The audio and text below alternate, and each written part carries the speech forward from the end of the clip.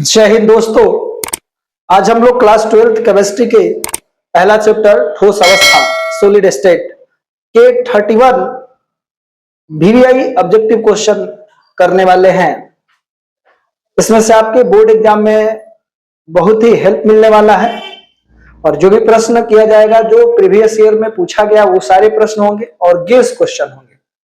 अनुमानतः ये प्रश्न आ सकते हैं, तो आप सभी इस वीडियो को जरूर देखें। और अभी जो भी बच्चे जुड़ चुके हैं उन सभी लोगों से निवेदन है कि इस सेशन को शेयर कर दे। सभी लोग शेयर कर दे व्हाट्सएप और अपने ग्रुप में स्टेटस भी लगा दीजिए। आज जो है हम लोग ये जो प्रश्न करेंगे, पहला चैप्टर जो है इसमें क्वेश्चन बैंक का ज्यादातर प्रश्न लिया गया है और इसमें गेस क्वेश्चन का भी है। और बिना देरी करते हुए हम लोग सेशन को स्टार्ट करते हैं। यदि आप सभी तैयार हैं तो यस टाइप कीजिए, सेशन को स्टार्ट किया जाए। सभी लोग यस टाइप कीजिए, सेशन को स्टार्ट किया जाए। चलिए हम लोग बात करते हैं जो हमारा पहला प्रश्न है। पहला प्रश्न जो है वो क्या है भाई कि निम्न पहले तो निर्देश पढ़ लेते हैं। कंडीशन क्या है, इसमें से एक प्रश्न सही है।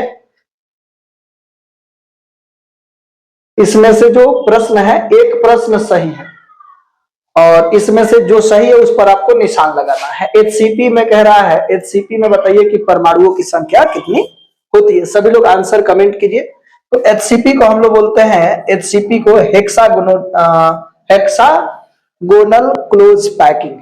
इसमें जो परमाणुओं की संख्या होगी, परमाणुओं की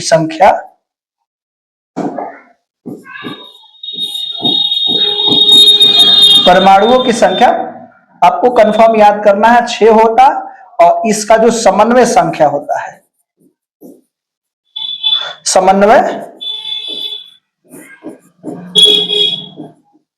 संख्या, तो समन्वय संख्या 12 जिसको हम लोग कोऑर्डिनेशन नंबर कहते हैं या उप संयोजन संख्या कहते हैं। तो इसमें साफ साफ पूछा है कि HCP में परमाणुओं की संख्या कितनी होगी। तो आप सभी बताइए HCP में परमाणुओं की संख्या जो होगी वो होगी आपका 6 होता है। ठीक है, अब नेक्स्ट प्रश्न जो है उसके बारे में बात करते हैं। नेक्स्ट प्रश्न जो है, निम्नलिखित में से कौन सा ऑक्साइड लौह चुंबकत्व प्रदर्शित करता है, इसमें आपको बताना है। कौन सा जो है ऑक्साइड लौह चुंबकत्व प्रदर्शित करता है, आप सबको आंसर कमेंट करके बताना है। सभी लोग आंसर कमेंट करके बताइए। इसका जो आंसर होगा ऑप्शन नंबर ए सही होगा। कौन सा आंसर सही होगा भाई? Option number A. सभी लोग कमेंट करते रहिए। आगे हम लोग बढ़ते हैं। नेक्स्ट प्रश्न है, क्रिस्टल होते हैं।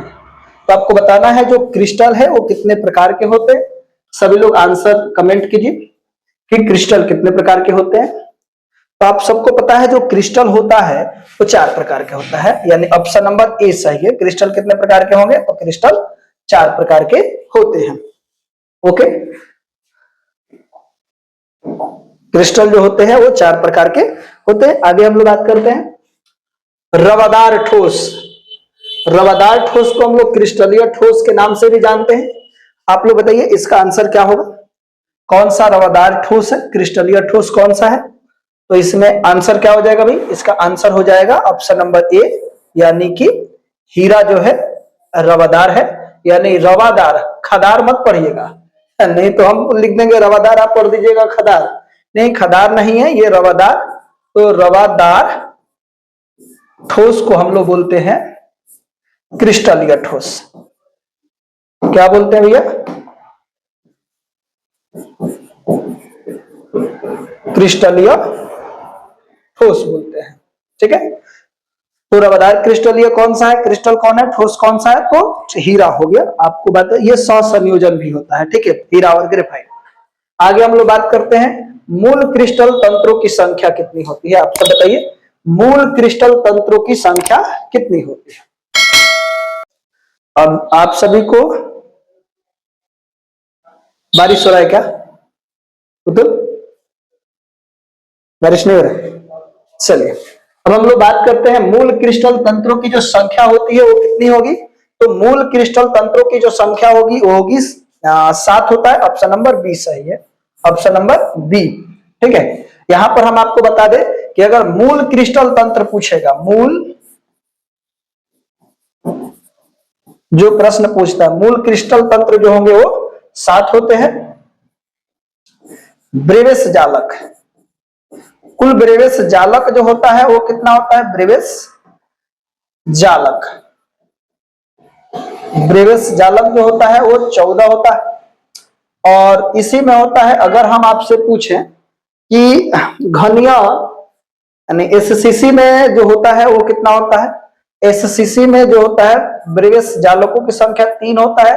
और ऑर्थोरोम्बिक, ऑर्थोरोम्बिक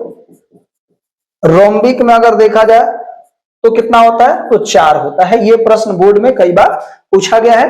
तो मूल क्रिस्टल तंत्रों की संख्या कितनी हो गई भाई? तो 7 होता है। ऑप्शन नंबर बी सही है। आगे बढ़ते, बीसीसी।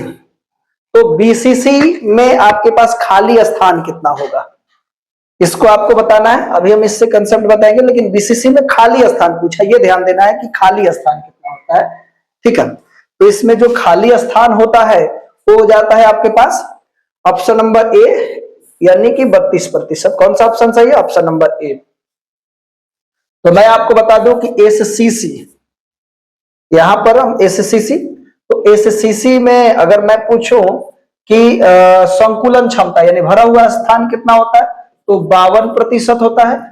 और इसमें जो खाली स्थान होता है, तो 100 में से 52 घटा देंगे तो लगभग 48% खाली स्थान होता है। बीसीसी में पूछा जाए तो बीसीसी में भरा हुआ स्थान 68% होता है। और खाली स्थान जो होता है वो कितना प्रतिशत होता है? 32%। सीसीपी, एचसीपी और एफसीसी, इन सबके अंदर जो संकुलन क्षमता होता है वो कितना प्रतिशत होता है? 74% होता है। और खाली स्थान अगर 100 में से हम घटाएंगे 74, तो ये हो जाएगा 26%। यानी कि खाली स्थान, ये जो हमने बातें लिखा है ये खाली स्थान है। ये जो लिखे हैं ये क्या भाई? ये खाली स्थान को बता रहा है। और ये जो हमने लिखा है ये क्या है? आपके पास संकुलन क्षमता बता रहा है। यहाँ पर ये देखो, ये 74 इधर आ गया है, तो आपको समझना है ये खाली स्थान है, ये भरा हुआ स्थान है। यानी एससीसी में भरा हुआ स्थान यानी कि इसका संकुलन क्षमता 52, और मुक्त स्थान जो होगा, खाली स्थान, रिक्त स्थान जो होगा 48%। बीसीसी में जो होता है वो कितना प्रतिशत होता है भैया? तो बीसीसी में जो होता है वो आपका, बीसीसी में मिलेगा वो 68%। और ये खाली स्थान 32%। ये ध्यान रखना है, तीनों में एक होता है, सीसीपी, एचसीपी और एफसीसी में भरा हुआ स्थान 74%, खाली स्थान 26%। तो बीसीसी में पूछ रहा था मुक्त स्थान, तो मुक्त स्थान कितना है भाई बीसीसी में? तो 32% है। ठीक है, सभी लोग आंसर कमेंट कीजिए। चलिए, करें एक धातु का रावाकरण हेक्सागोनल क्लोज पैक्ट यानी एचसीपिंग संरचना हो तो धातु के कोऑर्डिनेशन नंबर, इसी को बोलते हैं, कई लोग इसका नाम क्या देते हैं भाई? उप सहसंयोजन संख्या। तो आप सबको बताना है कि क्या होगा उप सहसंयोजन संख्या, इसका क्या होगा? तो उप सहसंयोजन संख्या ऑप्शन नंबर ए सही है, यानी कि 12 होगा। यानी अभी हमने बताया कि कोऑर्डिनेशन नंबर जो होता है, कोऑर्डिनेशन नंबर, इसी को हम लोग बोलते हैं उप सह संयोजन संख्या। इसका उप सह संयोजन संख्या एक ही बात है। इसी को कई लोग नाम दे देते हैं समन्वय संख्या, समन्वय संख्या। ये तीनों बात क्या है? एक है। तो एचसीपी में अगर परमाणु की संख्या कहेगा तो 6, कोऑर्डिनेशन नंबर कहे, उप सह संयोजन संख्या कहे, समन्वय संख्या कहे, वो 12 होता है। आप लोगों को याद रखना है। चलिए नेक्स्ट प्रश्न जो है वो क्या है? कह रहे निम्नलिखित में कौन से जोड़े चतुष्फलकीय और अष्टफलकीय वाइल्ड, वाइल्ड मतलब वाइल्ड जिसको बोलते हैं, बनाता है, कौन बनाएगा? इसमें ऑप्शन आपको बताना है कि कौन सा ऑप्शन सही है, कौन सा जोड़ा सही है। सभी लोग कमेंट कीजिए। बहुत सारे लोग सही आंसर कमेंट करते हैं। इसका जो आंसर होगा वो बीसीसी और एफसीसी बनाता है। ऑप्शन सॉरी, इसमें जो है आपके पास एचसीपी और सीसीपी, यही जो है चतुष्फलकीय और अष्टफलकीय वाइल्ड बनाते हैं। ऑप्शन नंबर ए जो है वो ऑप्शन नंबर सी सही है। यहाँ पे हमने गलत बता दिया था। ये ऑप्शन नंबर कौन सा सही है भाई? Option number C. ठीक है, आगे हम लोग बढ़ते हैं 9 नंबर के बाद 10 नंबर। क्रिस्टल तंत्र ए बी में यहाँ पे क्रिस्टल तंत्र ए बी, तो यहाँ पर आपको तंत्र है क्रिस्टल तंत्र ए बी में निम्नलिखित में से अगर ए बी ये तीनों बराबर नहीं हो, अल्फा बीटा गामा, अगर ये 90 डिग्री हो तो कौन सा तंत्र होगा, आप सबको बताना है। ठीक है, इसका जो आंसर होगा वो क्या हो जाएगा, वो होता है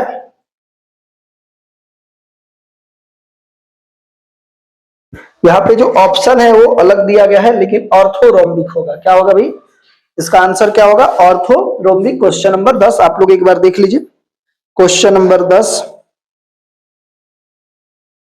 ऑर्थोरोम्बिक सही है, यानी कि ऑप्शन जो है वो थोड़ा सा गलत दिया हुआ है, लेकिन इसका आंसर क्या होगा, ऑर्थोरोम्बिक।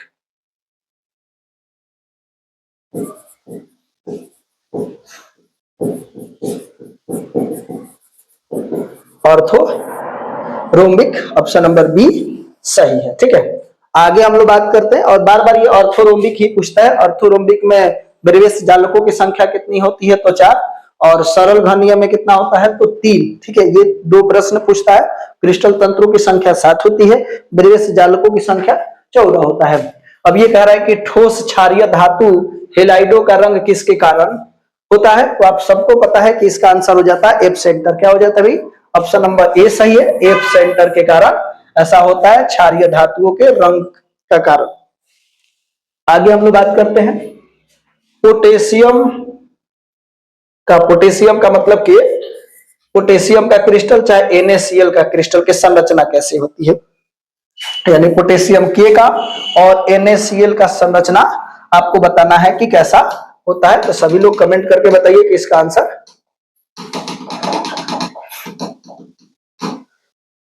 क्या होगा। चलिए, इसका जो आंसर होगा आपके पास क्या मिलेगा,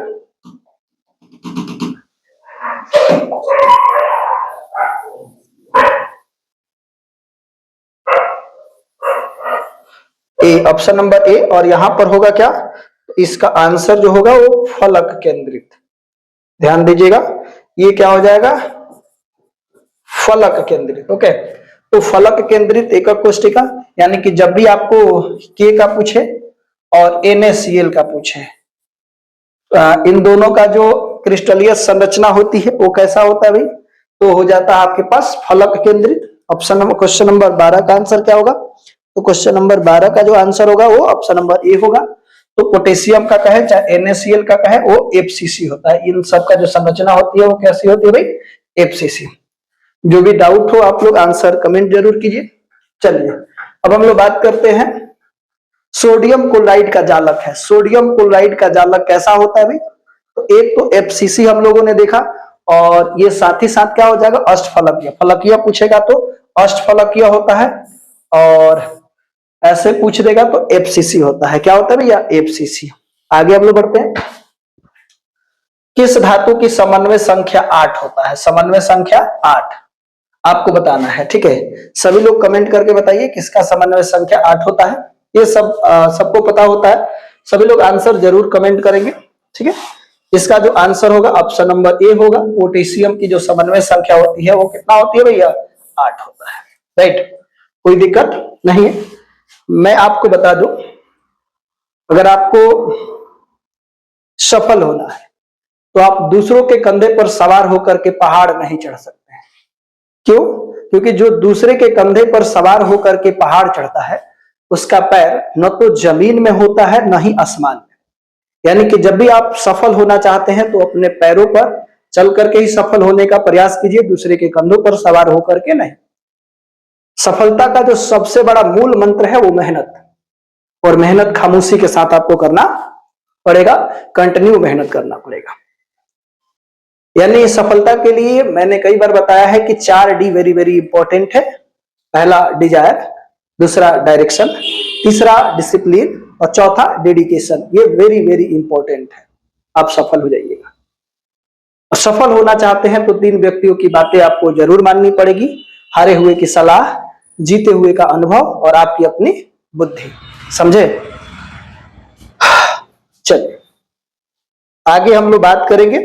नेक्स्ट प्रश्न जो है वो 15 नंबर, ब्रेव का समीकरण क्या है, ब्रेव का समीकरण। सभी लोग आंसर कमेंट कीजिए।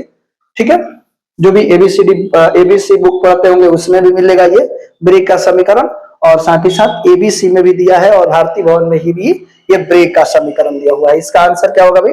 इसका जो आंसर होगा वो होगा option number D, n lambda बराबर 2d साइन थीटा, यानी क्या हो जाएगा? एन लेमडा बराबर 2d साइन थीटा, और यही जो है वो किसका समीकरण है?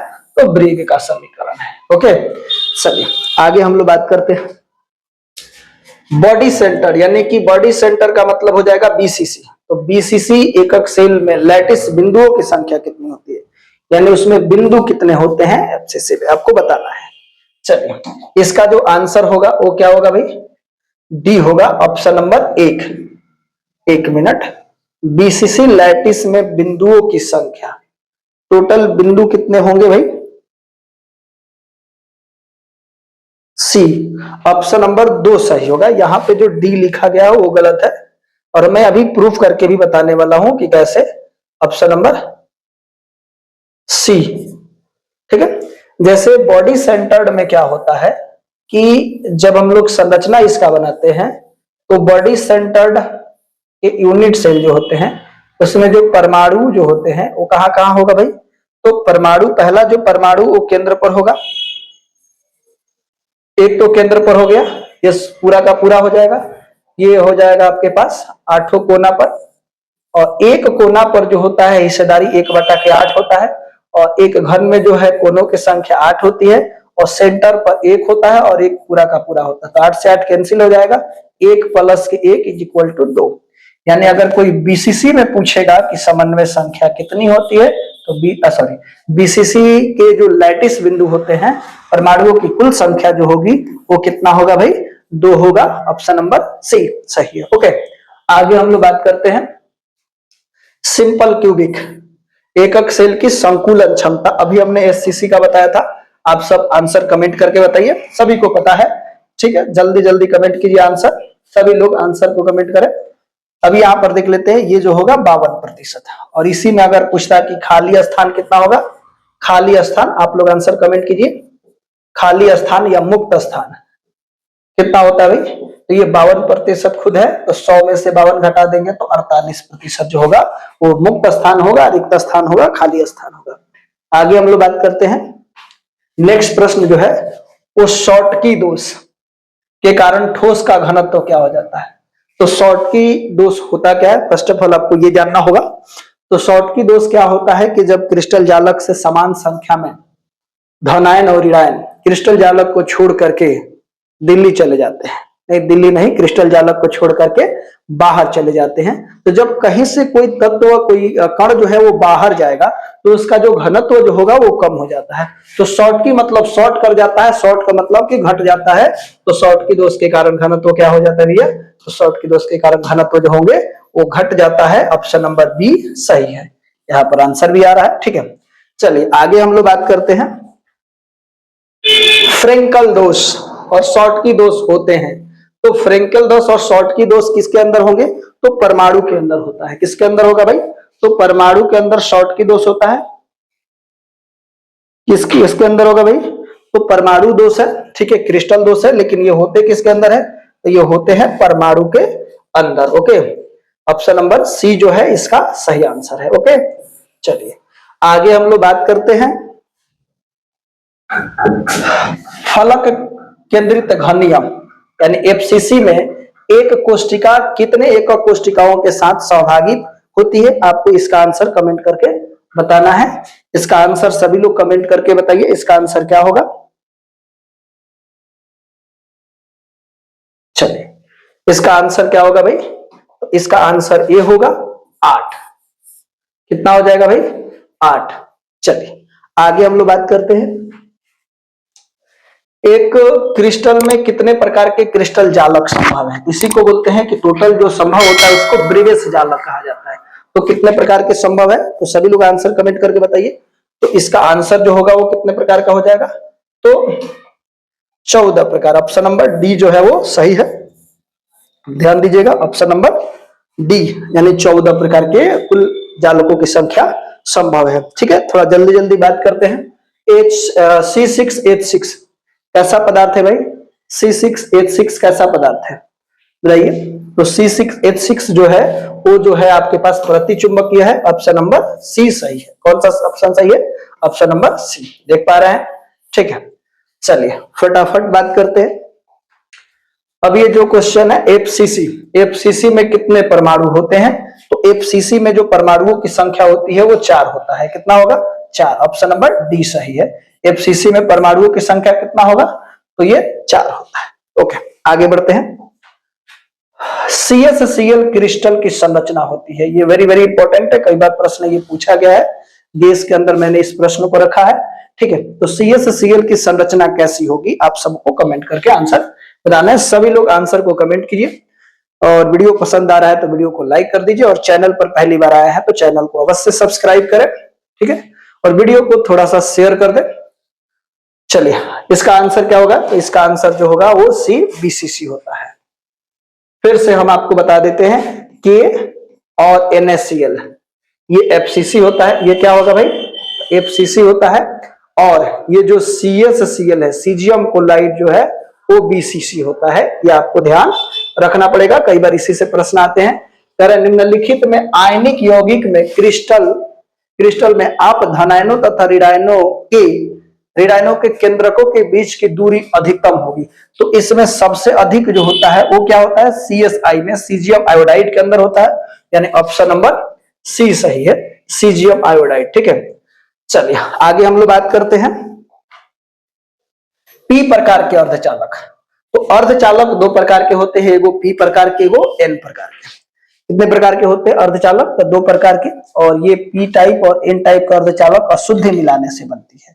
एक में हम लोग त्रिसंयोजी अशुद्धि मिलाते हैं तो पी टाइप बनता है। अगर त्रिसंयोजी अशुद्धि मिलाएंगे यानी वे तत्व जिसकी संयोजकता 3 हो, संयोजी इलेक्ट्रॉन 3 हो, उसको हम लोग क्या बोलते हैं? संयोजी इलेक्ट्रॉन 3 हो उसको त्रिसंयोजी। और जिसके आउटर सेल के अंदर इलेक्ट्रॉन 4 हो, जिसको पंच संयोजी बोला जाता है, ठीक है, वो मिलाए जाएंगे तो एन टाइप के बनेगा। तो त्रिसंयोजी मिलाएंगे अशुद्धि तो क्या बनेगा? P type. और पंच संयोजी मिलाएंगे तो एन टाइप बनेगा। तो यहाँ पर पी टाइप कह रहा है तो त्रिसंयोजी मिलाया जाएगा। तो इसके अंदर इलेक्ट्रॉनों की संख्या कितनी होनी चाहिए? ऑप्शन नंबर ए यानी कि 3। ठीक है, तो अर्धचालक जो हो गए वो कितने प्रकार के? अर्धचालक इस तरीका से आपने देखा दो, एक एन टाइप और एक देखे आपने पी टाइप। एन टाइप में पंच संयोजी और पी टाइप में त्रिसंयोजी अशुद्धि मिलाया जाता है। चलिए नेक्स्ट प्रश्न ले लेते हैं, ध्यान दीजिए। Na2O या Na2O में सोडियम के उप सहसंयोजन संख्या। तो सोडियम के ना पूछ करके ऑक्सीजन का पूछ देता आपसे, आपको बताना। मैं इसका आंसर पहले बता दूं, इसका आंसर क्या होगा? सभी लोग आंसर कमेंट करके बताइए। जो मैंने अभी नोट्स दिया था आप सबको क्लास में, उसके अंदर इस प्रश्न के बारे में जिक्र किया गया था, लेकिन उसमें सोडियम और ऑक्सीजन दोनों का पूछा गया था। उसमें आपने 4 और 8 बताया था आंसर। ठीक है, तो इसमें कितना होगा? और CaF2 की बारे में बात हुई थी, ठीक है, उसके बारे में भी आप देख लीजिएगा। चलिए इसका जो आंसर होगा सभी लोग कमेंट करते रहिए, देखते हैं किसका आंसर सही हो रहा है। चलिए इसका जो आंसर होगा वो बी होगा, ऑप्शन नंबर बी 4। ध्यान दीजिए, अगर आपसे Na2O पूछ रहा है और इसमें पूछ दे परमाणुओं की संख्या, एक Na का और दूसरा O का, तो इसमें 2 लगा है तो 4 हो जाएगा, इसमें नहीं लगा है तो 8 हो जाएगा। जैसे अगर CaF2 है, इसमें आपसे Ca का पूछ दे और F का पूछ दे, ठीक है, तो इसके अंदर 2 नहीं लगा है तो ये 8 होगा, इसके अंदर 2 लगा है तो क्या हो जाएगा? 4। जिसमें 2 लगा होता है उसका 4 होता है, जिसमें नहीं लगा होता है उसमें 8 होता है। इन दोनों में देखिए, पहले वाला में 2 लगा Na2O, इसमें CaF2 है तो पलट जाता है। अनुपात भी आपसे पूछ सकता है और साथ ही साथ इसका जो दोनों का उपसंयोजन संख्या भी पूछ सकता है। कई बार बोर्ड एग्जाम में ये आया हुआ है, तो आप लोग को इसको ध्यान रखना चाहिए। ये किसके लिए है भाई? तो ये सोडियम के लिए हो गया।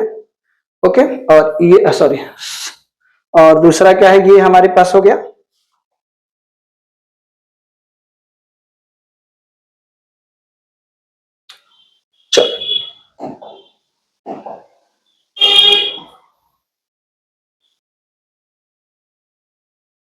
एक मिनट,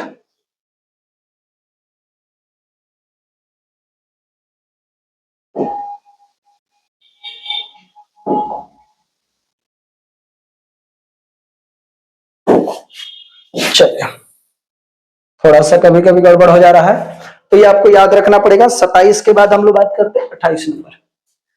अंतः केंद्रित घनिया में उप सहसंयोजन संख्या क्या होता है? अंतः केंद्रित, यानी कि अंतः केंद्रित को हम लोग बीसीसी कहते हैं। तो बीसीसी में कई बार हमने बोला कि 8 होगा। बीसीसी में कितना होगा भाई? तो बीसीसी के लिए 8 होगा। ठीक है, ऑप्शन नंबर ए सही है।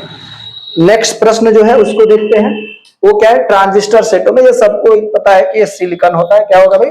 ऑप्शन नंबर बी, सिलिकॉन का उपयोग किया जाता है। ओके, आगे हम लोग बात करते हैं, निम्नलिखित में से कौन ऑक्साइड धातु की तरह विद्युतीय गुण प्रदर्शित करता है? ये भी प्रश्न बार बार पूछ चुका है। आप सब इसका आंसर बताइए कमेंट करके। मेरे को लगता है सभी को पता है, सभी लोग आंसर सही कमेंट कर रहे हैं। ठीक है, चलिए, इसका हो जाएगा CrO2।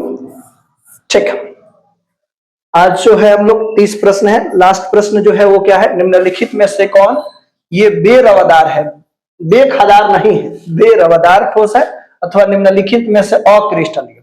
देखिए, अगर कहीं पे रवादार कहेगा, यहां पर पहले इसका आंसर देख लेते हैं।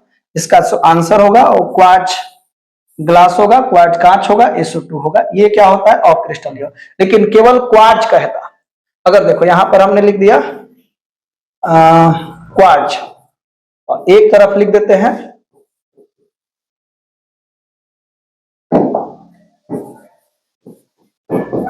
क्वार्ट्ज ग्लास, ये जो होता है क्रिस्टलीय होता है।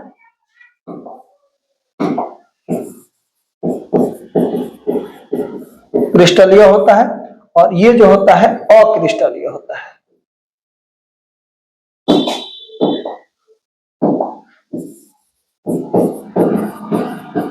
अक्रिस्टलीय होता है। ओके, यहां तक कोई दिक्कत?